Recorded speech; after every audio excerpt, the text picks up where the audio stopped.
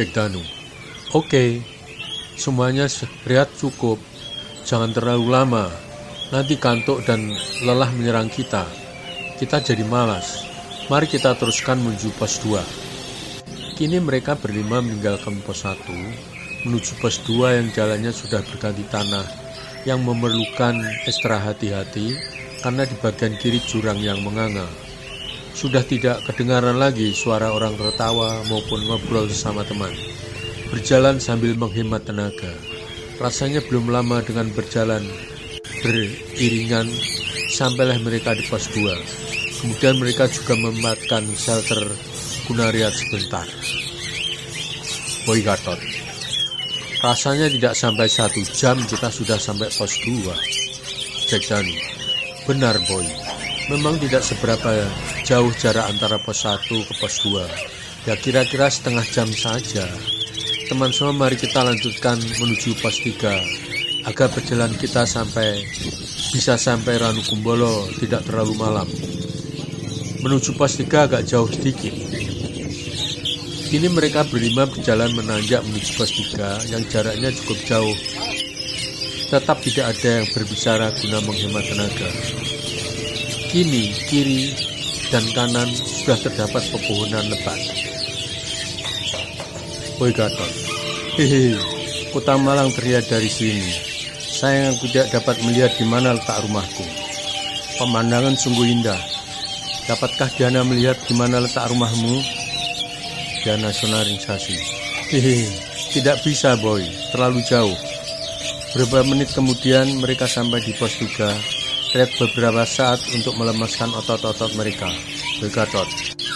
Nah teman, semua di pos 3 ini kita sudah masuk di awan. Artinya tempat ini sudah di tempat ketinggian.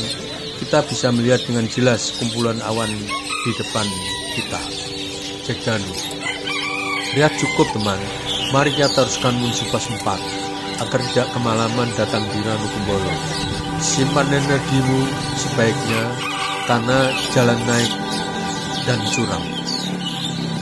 Kini mereka berlima berjalan beriringan menuju pos 4 tanpa banyak bicara untuk menghemat energi karena sekarang dirasakan jalan semakin naik dan curam. Boy Gatot. Benar Jack, jalan semakin naik dan curam. Hati-hati teman semua. Tetapi tidak ada jawaban karena mereka menghemat energi, bicara yang tidak perlu. Beberapa lama kemudian, sampailah jalan menurun sebelum sampai pos keempat. Cek Danu. Nah, silahkan yang mau bersuara. Jalan lagi menurun. Dari sini kalian bisa melihat Ranukumbolo dari kejauhan. Tempat yang akan menjadi tujuan malam ini. Boy Gatot. Benar Cek, kita bisa melihat Ranukumbolo.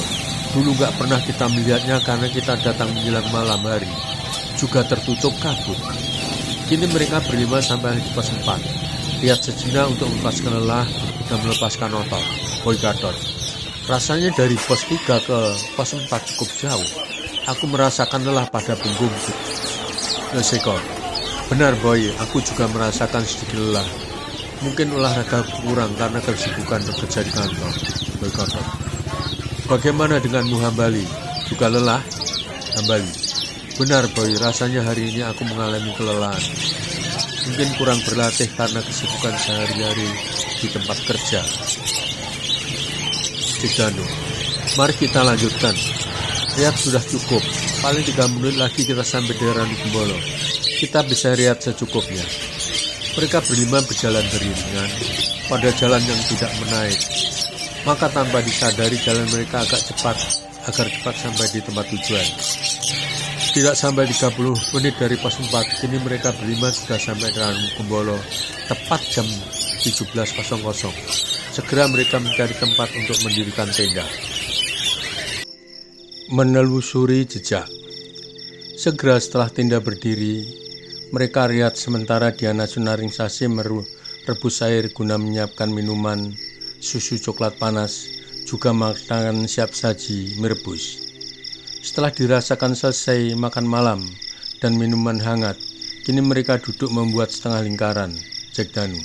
Teman semua, sejak dari permulaan perjalanan dari Malang sampai di Ranukumbolo, ada sedikit yang menjadi catatanku. bisakah Anda menebak apa yang ada di dalam pikiranku? Woi Gatot, apa ya? Rasanya tidak ada yang kurang, semua oke-oke aja, Jack.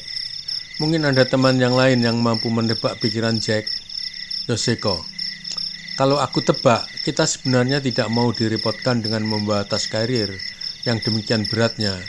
Pertama, kita sudah kurang berolahraga, sehingga tas karir sangat membebani kita.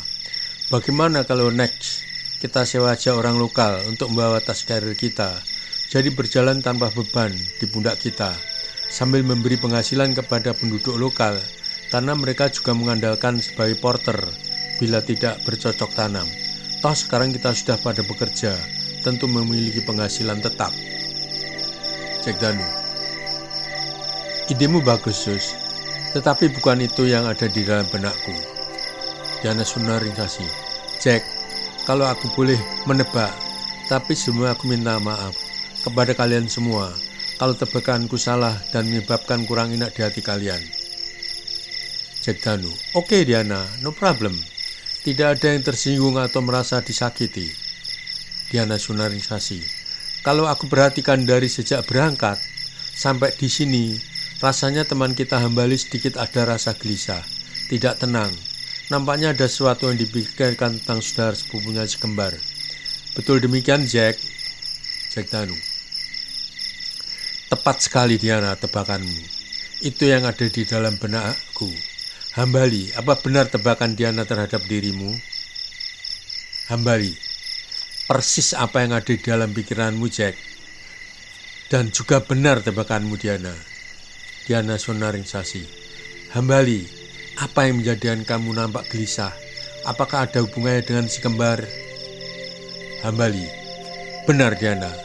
Sebelum aku berangkat mengikuti liburan ini, si kembar tidak ada. Ketika orang tuanya memanggilku untuk menyelidiki tindak kekerasan, maka aku bawa bukti potongan jari kelingking yang sudah aku awetkan dengan formalin. Lihat kantong ini. Apa yang bisa kalian simpulkan dengan potongan jari ini? Jack Danu, kamu temukan potongan jari ini di tempat siapa? Herlan atau Herman? Boy Gatot, memangnya ada bedanya ditemukan di kamar Herlan atau di kamar Herman? Sebelum Hambali menjawab pertanyaan Boy Gatot, Diana Sunaringkasi memotong pembicaraan. Ada Boy, kalau ditemukan di kamar Herlan, itu artinya pasti ada perlawanan, karena melihat sifat Herlan yang keras pantang menyerah. Tetapi kalau di tempat Herman, yang memiliki sifat lemah lembut, ada kemungkinan tidak sengaja lawannya terpotong. Rasanya Herman tidak mungkin memotong jari lawan dengan sengaja. Itu menurut pendapat pribadaku, Boy. Hambali, Diana, analisamu mungkin ada benarnya. Pisau yang digunakan untuk mengupas apel, letaknya berjauhan dengan apel. Diana Sunaringkasi, sekarang keduanya lenyap tanpa bekas, artinya dapat dipastikan sang penculik pasti lebih dari beberapa orang memanfaatkan waktu tidur dengan bius untuk memudahkan pekerjaannya. Herlan tidak ada bekas perlawanan, artinya apa? Herlan diculik saat dia tidur, sementara Herman diculik belum tidur, artinya ada kesibukan. Tanpa sengaja, Herman yang sedang memegang pisau memotong jari kelingking penculik. Mungkin Hambali dapat meneruskan. Hambali, menurutku, analisa Diana benar. Darah berceceran di selimut dan di tempat tidur Herman. Dan benar, Herman belum tidur, terbukti laptop masih menyala. Herman sedang membaca email tentang grup kita yang akan berlibur ini. Boy Gatot, tunggu dulu. Bagaimana mengetahui kalau jari kelingking kanan itu bukan milik Herman? Hambali, pertanyaanmu benar, Boy. Lihat, potongan jari kelingking kanan ini aku keluarkan. Lihat, ini apa yang bisa kamu simpulkan? Sambil memegangi potongan jari kelingking itu, Boy Gatot mengamati dengan seksama. Ya benar, ini bukan jari kelingking Herman. Kalau melihat gambar manusia duduk bersila dengan tanda silang pada kuku jari ini. Tetapi kalau tanpa gambar ini, aku rasanya ragu menebak jari ini milik siapa. Diana Sunaringkasi, nah Jack, sekarang apa yang dapat kamu nasihat kepada Hambali untuk membantu dia memecahkan persoalan ini?